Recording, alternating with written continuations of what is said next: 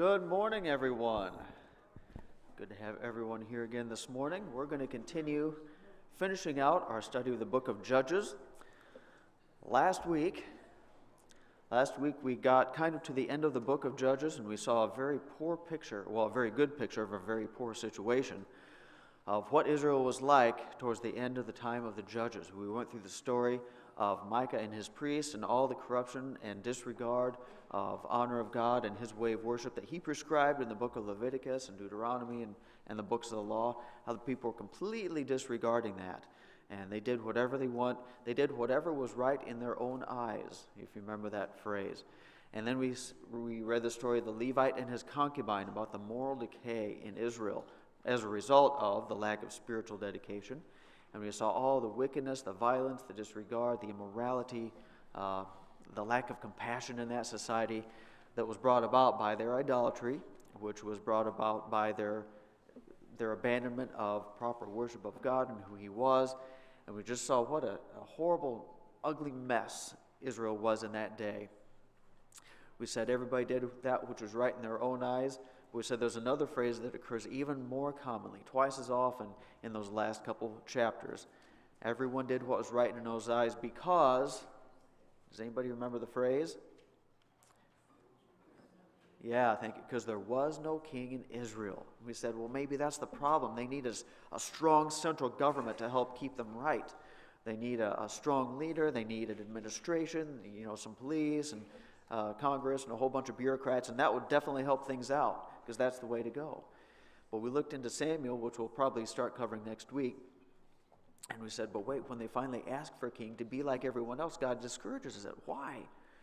And the problem was not that they didn't have a king, was it? The problem was that they had a king, but they refused to follow and obey him. Because the king was supposed to be none other than God himself, the lawgiver presented in Deuteronomy. He is the conquering party. He's the one that gives the laws. He's the one that Israel is supposed to follow, and they refused to follow him. And because they refused to follow him, functionally speaking, he was not a king anymore because no one would follow his orders. And so there was no king in Israel, and that's why the decay happened. And so at the end of the book, that was the last slide here. We said there was no king in Israel.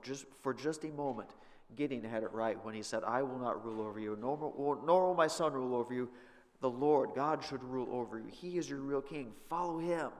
And even though Gideon didn't follow his own advice, that's what they should have done. We ended up last week by asking the question, so where's the bright spot at the end of the book? I promised you a bright spot at the end of the book, and we got to the last verse and we couldn't find it. And I'm going to tell you what that bright spot is in just a second. But after class last week, somebody came up to me and asked, they said, 2 weeks ago when you were going through all these ugly stories, you had some state jokes. And they said, you promised us a Texas joke, and you never gave us our Texas joke. I said, you're right, I had it up here, but, time was kind of against us, and we didn't find a good spot. So I thought, to satisfy all of you, I should probably provide you with our Texas joke. If you don't remember from several weeks ago, I came across a list of state jokes, one joke from every state. None of them were bad, but some of them were funnier than others, so I picked out the funnest ones. Let's warm up with Louisiana, shall we, before we get to Texas? All right, Louisiana. Everybody picture Louisiana? Here we go. You're in Louisiana. What differentiates a zoo in Louisiana from all the other zoos of the nation? What's different about a Louisiana zoo? The Louisiana Zoo has a description of the animal on the front of the cage, along with a recipe. Yeah, pretty good. All right, now everybody's warmed up. Here's Texas. Texas. 4 women are driving across the country together, each one from a different state: Idaho, Nebraska, Texas, and California. Shortly after the trip begins, the one from Idaho pulls some potatoes from her backpack and throws them out the window. What are you doing? Asked the Nebraskan. Oh, we have so many of these things in Idaho. I'm sick of looking at them. A few miles later, the girl from Nebraska pulls a few ears of corn from her bag and tosses them out the window. What are you doing? Asked the girl from Texas. Oh, we have so many of these things in Nebraska. I'm sick of looking at them. A few miles later, and inspired by the other two, The Texan picks up the Californian and throws her out the window.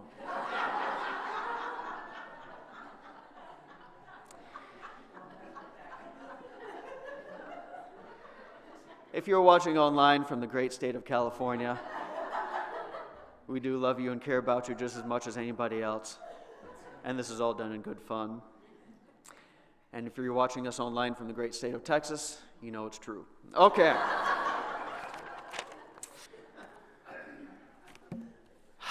Now they've got that out of our system.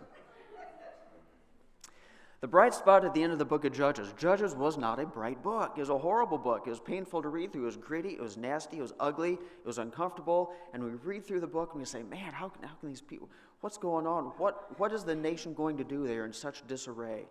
But there is a bright spot at the end of the book, and that bright spot is located right here. It's located actually in the book of Ruth, which follows immediately after. But wait a minute, you say, that's not the book of Judges. You said it was a bright spot at the end of the book of Judges. And that's kind of true. I was doing some reading, and if you know, in the Jewish Old Testament, depending on who's counting at any given time, there's not 39 books like we have in ours, there's 24. And that's because they just organize those a little bit differently. They combine some books together. For example, the minor prophets, they kind of lump all together into one big book. You know, the Micah, Zephaniah, Haggai, Zechariah, those are all put together into one book. Other books, Kings is not 1st and 2nd Kings, it's just the book of Kings. And Samuel's not 1st and 2nd Samuel, it's just the book of Samuel. So Jerome, back in the 1st century, he counted 22 books actually. And a couple of the books he combined amongst all the others to get his number of 22 is the books of Judges and Ruth. And his is among the earliest of the statement or list of the Old Testament canon that we have from, according to what I've read. I'm no scholar, but this is what I've read. One of the earliest lists of the books of the Old Testament canon in its entirety is from him, and he lists Judges, Ruth as two parts of the same book. And I really, really, really, really think they're meant to be read together and understood together and put together so that we can see the contrast between the two. So we're going to study it that way, assuming that's how it was kind of written and meant to be read, and we're going to study it as you know, in that way. The book of Ruth, just like for the book of Judges, we're going to put Samuel with a question mark after it. We don't know for sure, but we think probably the timeline and the descriptions and stuff, he's maybe one of the more likely authors of the book, just like for Judges. The readers, of course, would have been Israel at this time. The message is this: God contrasts the wicked society of Israel to the blessing of those who continue to follow him, using the example of the kinsman redeemer who will save a small remnant of his people from their own wickedness. That's kind of wordy, but I think you'll see what we mean as the book plays out. Oh, hello. Sorry, I got to do a little repair here. My thing just fell apart. All right, I'll do that later, and I'll hold the batteries in with my thumb. How's that sound? All right. Here's what we mean. The dark, wicked background of the book of Judges makes the godly brilliance of the book of Ruth stand out even more beautifully. And when I was upstairs and I had all kinds of animations available to me, sorry, this program doesn't do that, I'd start out with bright yellow font on a white background. And I'd pretend that was a mistake, and I'd say, let's read this. And it comes up, and you could hardly read it. And I'd say, oops, that was a mistake. Maybe if we change the background a little bit, and then we change it to a black background. Bright yellow font on a white background is just as yellow as any other background, but it stands out way more easily if you put it against black than if you put it against white, doesn't it? That's kind of the picture that we get with Judges and Ruth. Ruth in itself is a beautiful story, no matter if you read it independently or how you read it. It's a beautiful story. But all the more beautiful if you put it against the dark background that is the book of Judges, which in the Jewish Old Testament, if we understand it correctly, is exactly the backdrop that it was designed to have. In fact, Ruth chapter 1, verse 1 starts out like this: in the days when the judges ruled. Now, normally, if we were just reading the book of Ruth, that'd be kind of a throwaway timestamp statement. Okay, in the time of the judges, fine, and now I know when you're talking about, let's move on. And again, we kind of ignore the phrase, we don't give it any meaning, we don't give it much thought. Like I said, just a throwaway phrase. But we've just spent the last several weeks going through the book of Judges. What does it mean in the days when the judges ruled? What do we automatically know about what's going on at this time? What's the setting of the story? There's no king. What's life like in Israel? It's horrible, right? It's Wild West craziness. It's immorality. It's not a good place to live. This is an ugly, lawless time in Israel. It's a bad, bad, bad, bad time. In the days when the judges ruled. And that's when the story of Ruth takes place, isn't it? So picture yourself in whatever horrible situation you can think of, and that's where Ruth is. I don't know. I'm trying to think of a place to name without insulting like large swaths of people. I don't know. The bad side of the tracks in whatever city you want to think of, Los Angeles or New York or Chicago, whatever it is, a really bad place. In the days when the judges ruled. Chapter 1, verse 1, in the days when the judges ruled, there was a famine in the land. And a man, by the way, why was there a famine? Probably. We can pretty safely speculate on this. Why is there a famine? One, God promised famine whenever what? There was disobedience. And two, throughout the book of Judges, oftentimes that famine in the land was a result of probably some oppressor was in there stealing all their food. Okay? So probably that's what's going on here. Because of this, a man from Bethlehem in Judah went to sojourn in the country of Moab. He said, it is so bad here in God's land of Israel, I would rather be living with the people we were supposed to have exterminated generations ago, because their society is at least better off than our society. That's where they'd come to. So he and his wife and his 2 sons. Verse 2, the name of the man was Elimelech, and the name of his wife was Naomi, and the names of his 2 sons were Mahlon and Chilion. They were Ephrathites from Bethlehem in Judah, and they went to the country of Moab and remained there. But Elimelech, the husband of Naomi, died, and she was left with her 2 sons. These took Moabite wives. Is this a problem? We took Moabite wives. That's another no-no. Boy, we're still stuck in the book of Judges. This is terrible. What's going on? The name of the one was Orpah, and the name of the other was Ruth. And they lived there about 10 years. Both Mahlon and Chilion died, so that the woman was left without her 2 sons and without her husband. So there's the situation. Society in Israel is horrible. They say even Moabite society is better than this. They at least have food, and we think we can make a living there. So they go there, but they die for whatever reason. Bible doesn't really say. But at that time, they also decide to marry some of the local women, kind of not entirely unlike what Samson kind of tried to do. Hey, there's a girl over there. Let's marry a non-Israelite pagan girl. So that's what they decided to do. And the sons also died. Was that for punishment for how they were behaving from God? Or was it just some other accident? We don't really know. But the situation is, here's 3 ladies living in Moabite society, and they're all husbandless. They're all widows. How would you like to be a widow at this time in this society, either in Moab or in Israel? Probably not a good prospect. So Naomi says, look, there's nothing for me here. I'll summarize the rest of the passage. So she starts headed for home. Her 2 daughters-in-law are in tow. They're coming too. But she gets partway home, and she probably knows what life will be like back in Israel. It will not be good. It's a dangerous place. It's an immoral place. Life will be pretty rotten. So she says, look, at least you girls have family back in Moab. You girls just turn around and go back home, live with your family. She even says, go back to your own gods, as if she's encouraging that. She says, go make your life back home, find another husband. If you follow me back to Israel, the way Israel is right now, there is no future for you. It's a death sentence for you. This is ridiculous. Go back home. The one girl, Orpah, she says, you know what? Love you, mother-in-law, but you're right. I'll just go back home. And so they part on friendly terms, but she goes back home to live with her family. But the other one, this other Moabitess, of all the people, this pagan girl, she says, no, I want to stay with you. I want to take care of you. She says, I'll live where you live. I'll do what you do. Your God will be my God. And I always wonder, how much did she really comprehend of what she was saying that? How godly was this family who moved out of Israel, decided to live in Moab, picked up 2 Moabite women along the way, and now they died, now they're moving back. How much did you really understand of true godly worship? I honestly don't know. I'm always curious every time I read the story. But she says this, your God will be my God. And so, where you die, I'll die, there I'll be buried. And so she follows Naomi back. Naomi gets back home and everybody says, hey, look, Naomi's back. She says, yeah, I'm back all right, but stop calling me Naomi. Naomi means pleasant, and my life is no longer pleasant. It hasn't been in the past, and it certainly won't be in the future, because now I'm back in this forsaken land, in this horrible society, without any husband, without any caretaker, without any provider. So you're going to call me Mara from now on, because Mara means bitter, and that's what my life has been, and that's what my life will be until I die. Isn't that lovely? Don't you love the story of Ruth so far?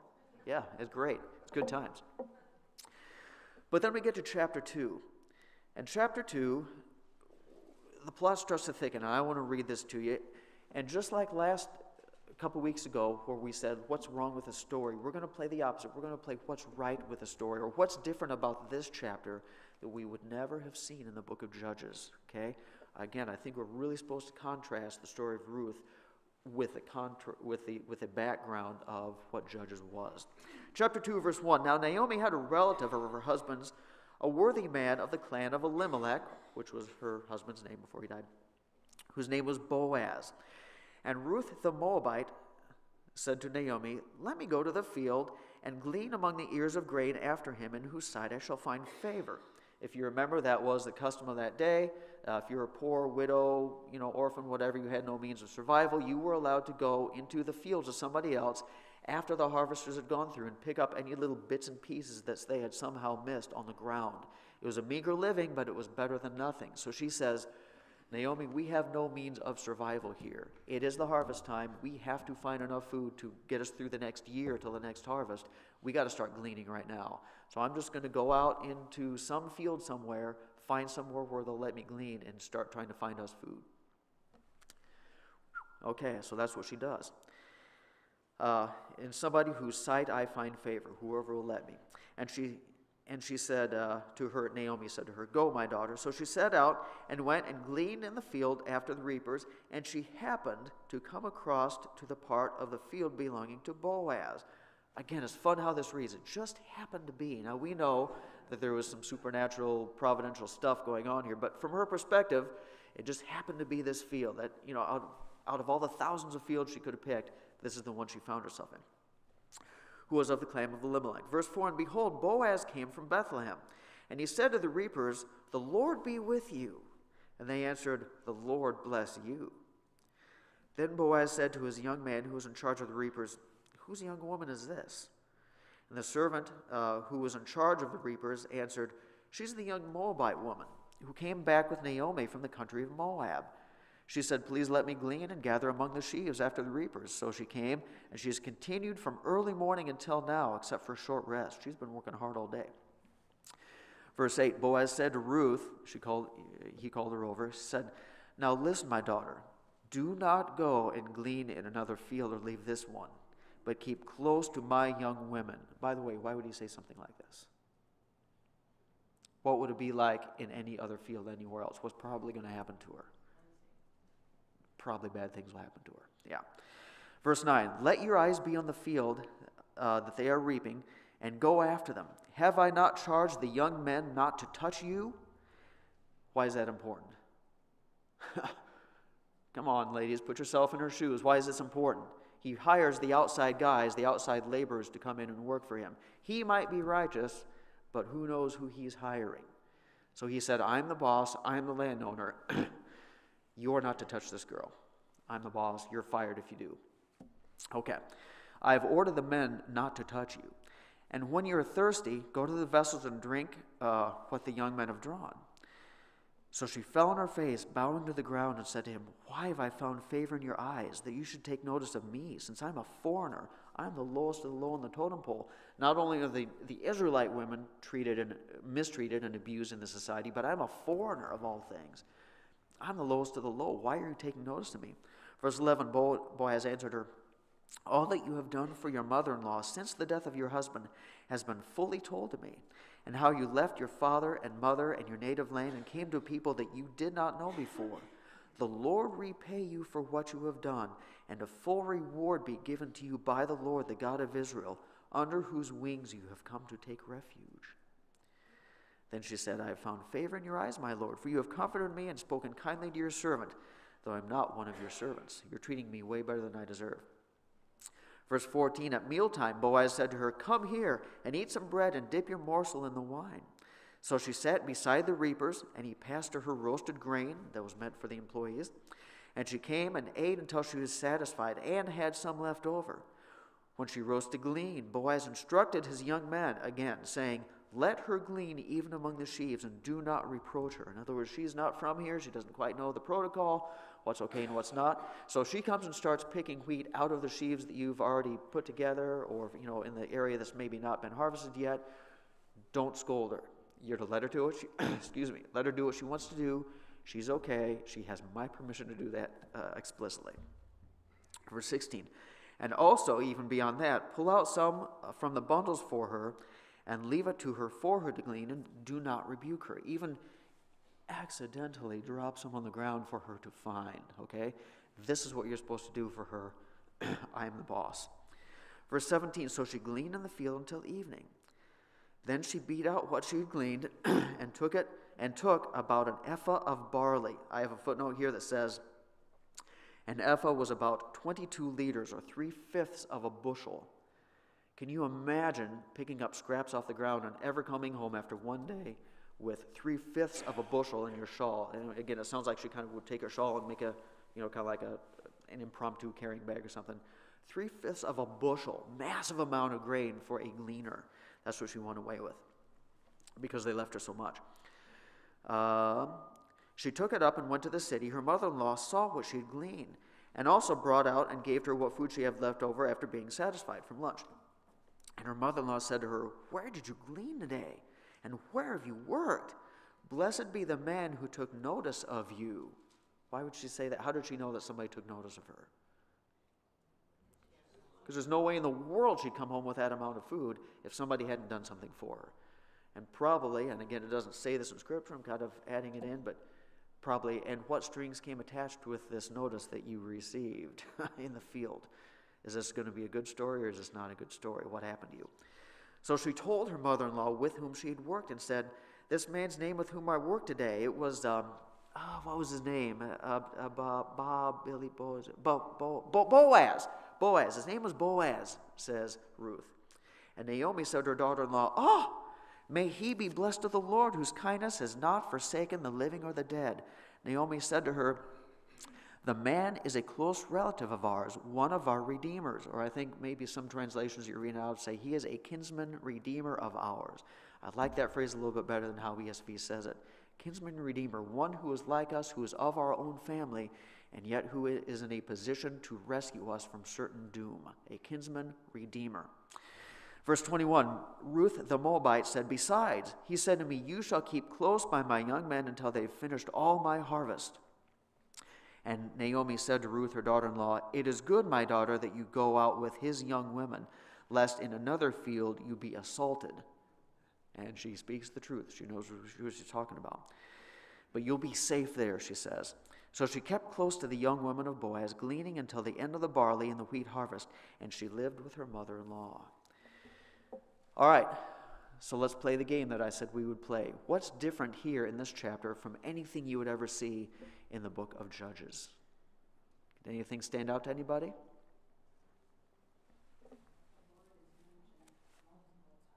Thank you. Yes, the Lord is mentioned multiple times. It was mentioned in the book of Judges too, but you could tell it was in kind of a flippant, meaningless way. But here it's in an absolutely revered, I know what I'm saying and I mean to say it, intentional type way. Yes, the Lord is mentioned and revered. His name is. Very good call. Anyone else?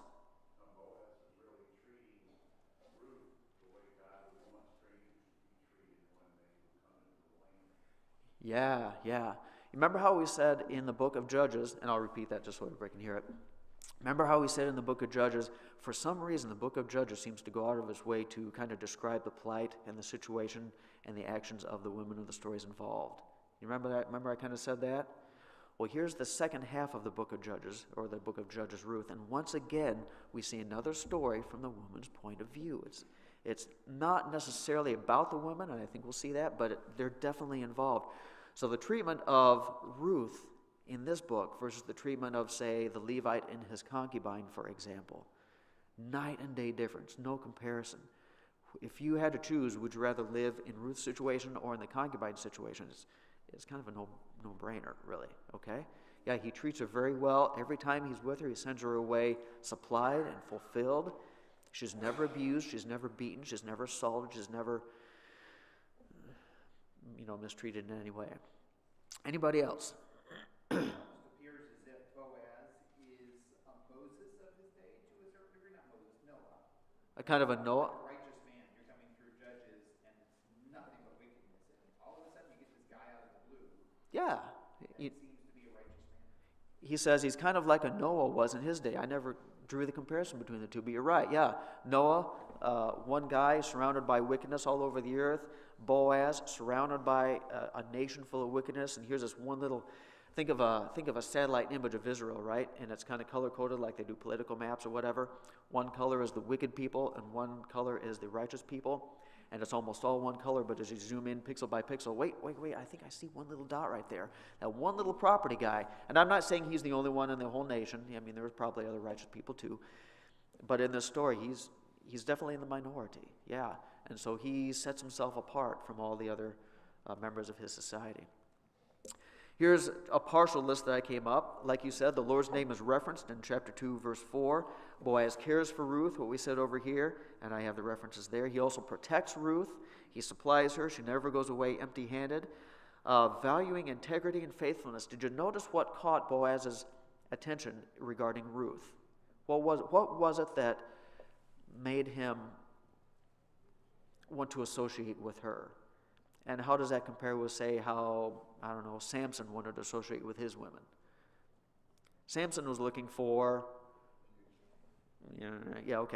and Boaz noticed what? You're the one that was so loyal to Naomi. You gave up your entire life. You came back here to serve and be with and protect her. That's unbelievable character and self-sacrifice. And God should reward you for what you have done. And as a conduit of that reward, maybe I can play a part in that, and so I'm going to help and make your life better. That's a mindset that you will not find in the rest of the book of Judges. But here it is in the book of Ruth. Just a night and day difference contrast. So let's continue here. I'll paraphrase parts of chapter 3 just so we can get through everything.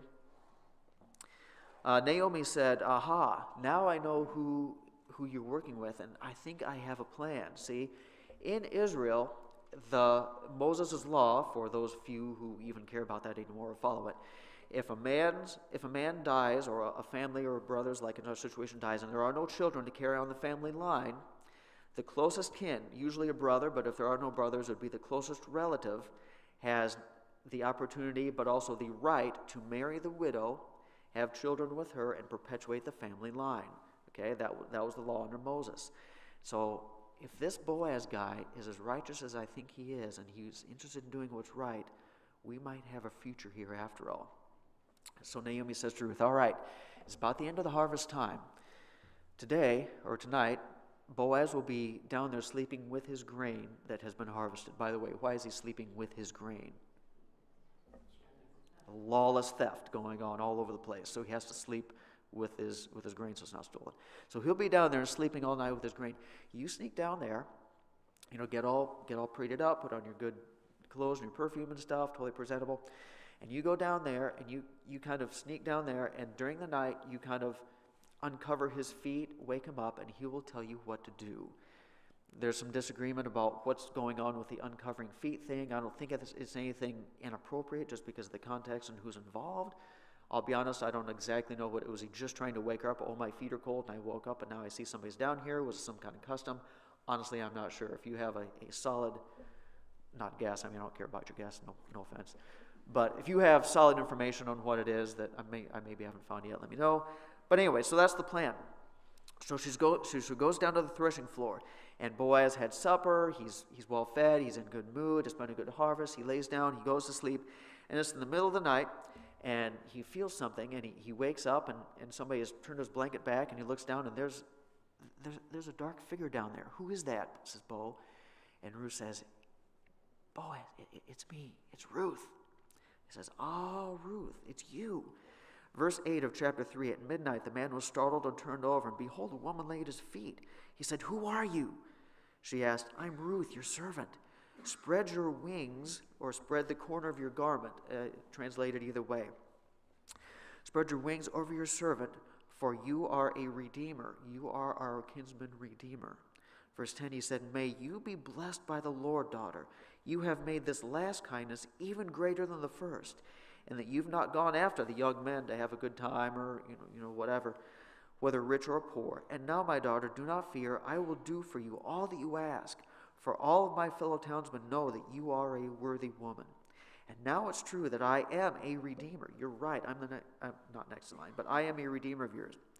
Yet there is one redeemer nearer than I. Remain tonight. In the morning, if he will redeem you, fine. Let him do it. That's the law. But if he's not willing to redeem you, then as the Lord lives, I will redeem you. Lie down until morning. So she sleeps there on a pile of barley, which I'm sure was super comfortable, all night long. And in the morning, the sun starts to come up. She says, all right. Or he wakes up. He says, all right, before everybody wakes up, you head on home. Don't let anybody know that you've been here. And again, why does he say that exactly? Was he concerned about accusations of impropriety? I don't know. Was there some other thing going on? I'm honestly not sure. But he just says, you go on home before anybody else knows you're here. He says, oh, by the way, before you go, here, hold out your shawl. And he gives her even more grain to take home. He's still providing for her, taking care of her. He sends her home. She gets home, and Naomi's waiting up. She says, all right, how'd it go? She said, well, he said that there's, he'd take care of it. Naomi says, good. He will not rest today until this is solved. One way or the other, something's going to happen today. And that brings us to chapter 4. But even so, we're starting to introduce an important concept here. Oh, I keep forgetting to click sometime. We can see the contrast between the book even more so as it plays out, aren't we? In the book of Judges, everybody's self-centered. They're trying to they're doing what's right in their own eyes. In the book of Ruth, Boaz is interested in serving other people. In Judges, the women are horribly mistreated. In Ruth, she's protected and cared for and provided for. In Judges, we don't see a whole lot about legal marriage. We see a lot about, especially in the last stories, about concubines and all, prostitutes with Samson and all kinds of stuff going on. Ruth, there is interest in the legality of the marriage, and we want to do this proper. We want to do this right.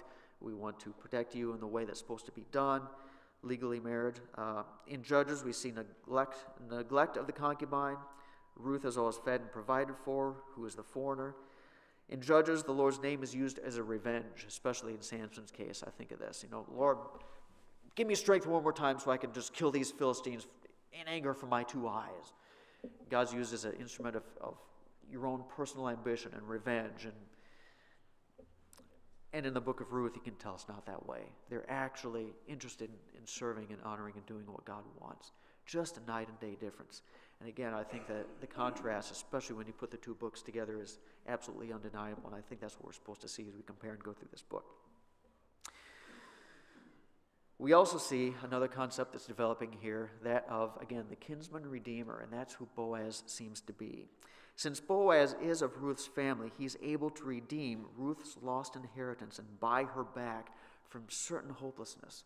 Again, if they don't find somebody to rescue them, not only are they condemned in this life to poverty and probably abuse and violence and who knows whatever other stuff will happen in the society, he can save them not just from that, but from extinction as well. Again, they have no offspring to carry on their line. Usually the family the older, parents would depend on the children to provide and care for them. They have no children. So as Naomi gets older and older and can't even glean or help do stuff, she has nobody to rely on. So her future is pretty bleak unless something happens. But Boaz is able to redeem her, to save her back from all of that. He is the kinsman redeemer, one who is one of us, who is a close relative, and so he's therefore able to save us, and he is also the redeemer who will save us from certain doom. Keep that concept in mind as we continue. Chapter 4, then, the story continues.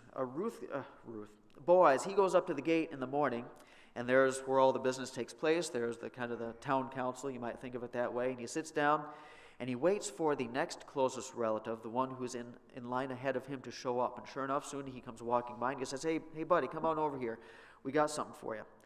And I love how this plays out, because the way it's written here, I think it's clearly written to show what's in the first guy in line, whatever his name is, what's going through his mind versus what's going through Boaz's mind. They sit down.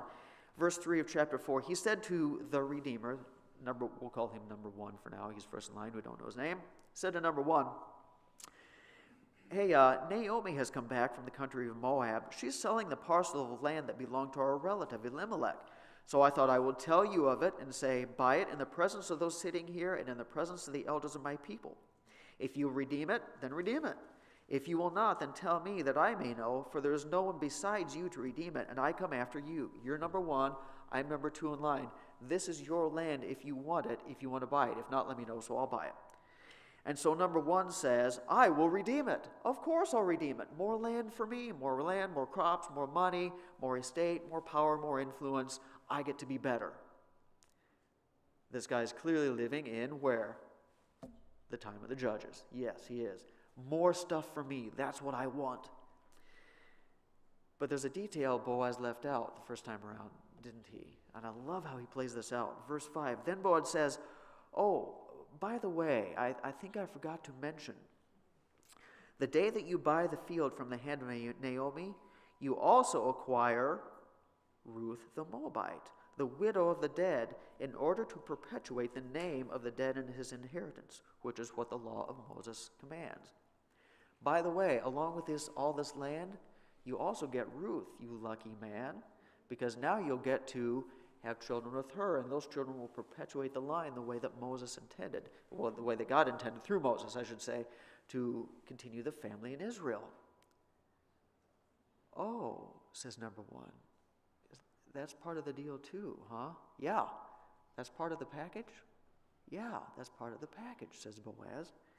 Verse 6, then the Redeemer, number 1, says, I just remembered something.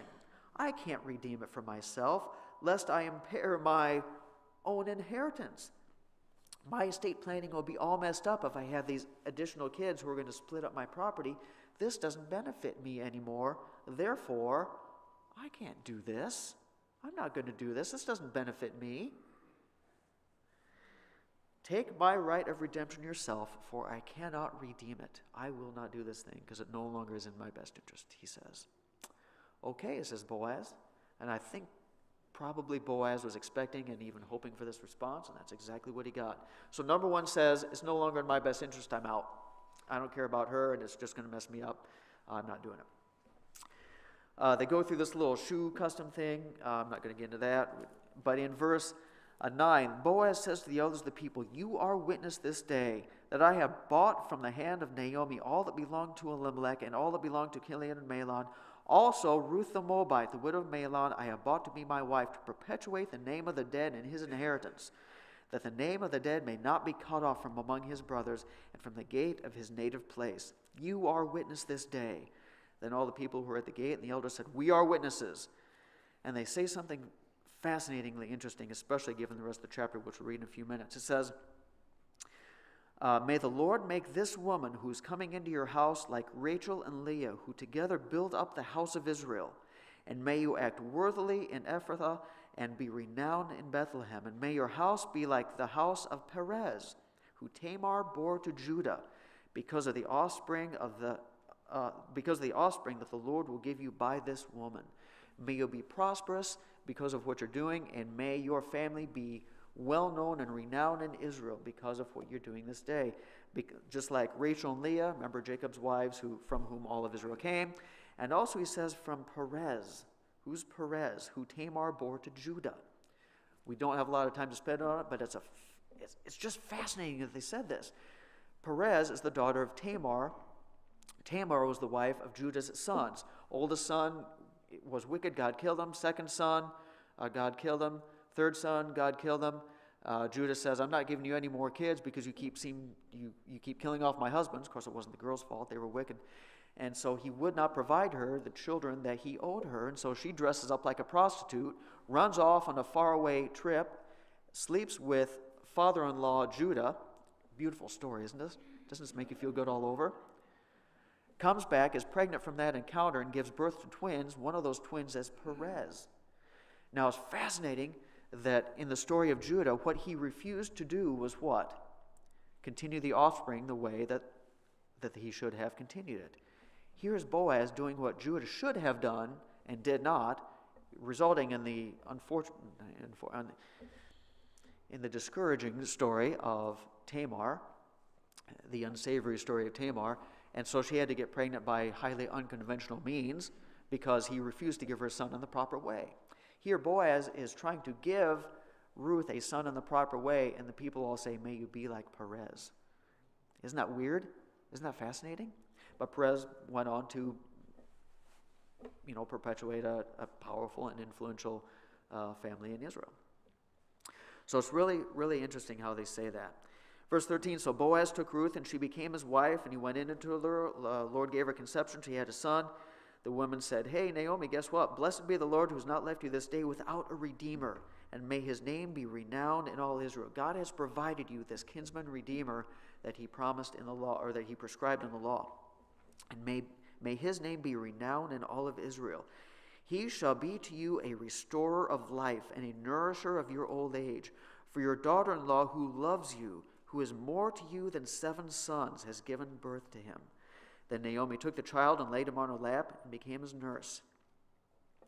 And the women of the neighborhood gave him a name, which struck me as weird too. Usually it's the father who gives the name. It seems like the woman of the neighborhood gave the name, which I'm not sure how that plays out, but whatever, I guess I don't care. The woman of the neighborhood gave him a name, saying, "A son has been born to Naomi." And it's a happy story.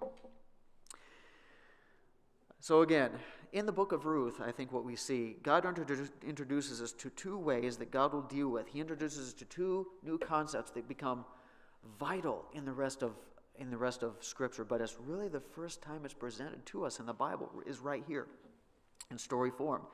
2 ways that God will deal with his people who, for the most part, will not follow him. Up until this point, God has dealt with Israel as a whole. Here's what the nation should do. I'm going to give the entire nation the law. I'm going to bring the entire nation into the land. I'm going to demand obedience and punish the nation as a whole, as a monolithic group of people. And he's dealt with them in that way. But here we see something happen, don't we? Here's kind of I won't say it's an entirely new concept, but it's represented to us in a very picturesque way. First concept is this, that of the small remnant. How many righteous people were in Israel at this time? We don't know an exact number, but it would be a pretty small minority, right, of Boaz-like type guys. And so while the rest of the nation is straying and doing whatever's right in their own eyes, we have this one guy who says, "I'm not going to conform to all this. I'm going to do what's right. I'm going to follow God regardless of my society." The small remnant.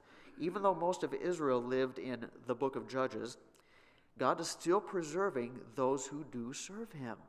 So you don't have to just follow whatever the nation does. You can be right regardless of what everybody else is doing. And I know, Abraham found this and Noah found this, there's some other guys.